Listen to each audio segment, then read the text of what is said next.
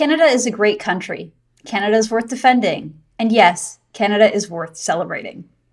Hi, I'm Candice Malcolm, founder of True North. And look, I won't deny it, this is a tough time to celebrate Canada. It's been a tough year for Canadians. The media and our Laurentian elite in this country have basically turned on Canada.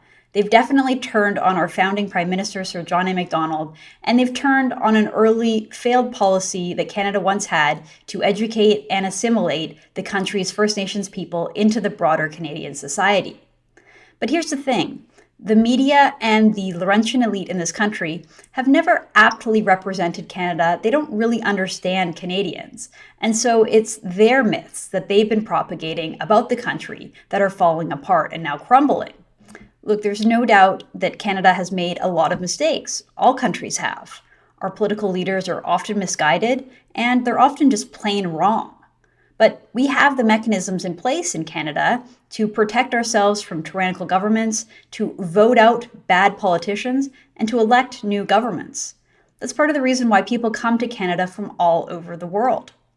That's why Canada routinely ranks at or near the top of global indexes measuring economic freedom, quality of life, happiness, good governance, and safety. Canada is one of the least corrupt countries in the world, and yes, Canada is also one of the least racist countries in the world. So this Canada Day, join me in ignoring the media narrative, dismissing the Laurentian elite, and laughing at the petty woke mob who are trying to erase our history and tear down our past. Canada is great. You know it, I know it, and despite what some misguided people on the internet may think, Canada is definitely worth celebrating.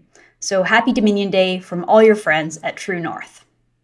There are a lot of reasons that Canada is worth celebrating. This is a country with a beautiful landscape, a rich history, and a long record of tradition through our institutions and the way we honor historic figures.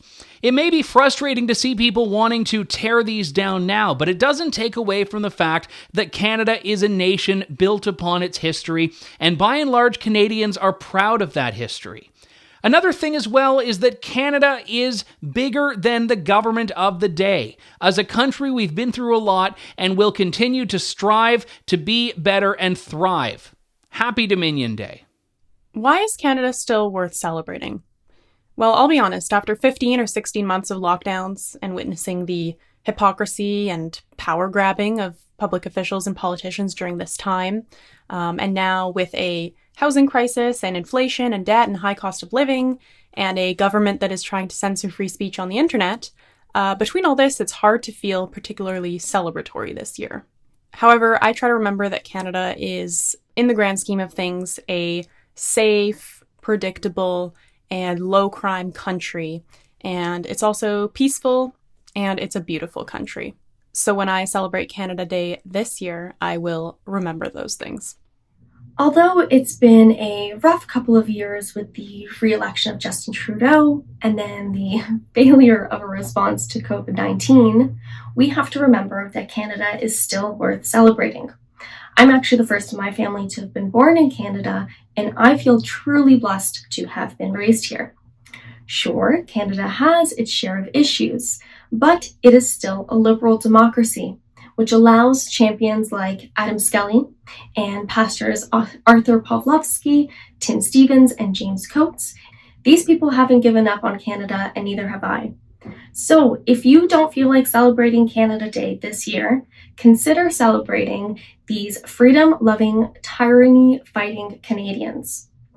I'm going to celebrate Canada Day this year because I haven't given up yet, and nor should you.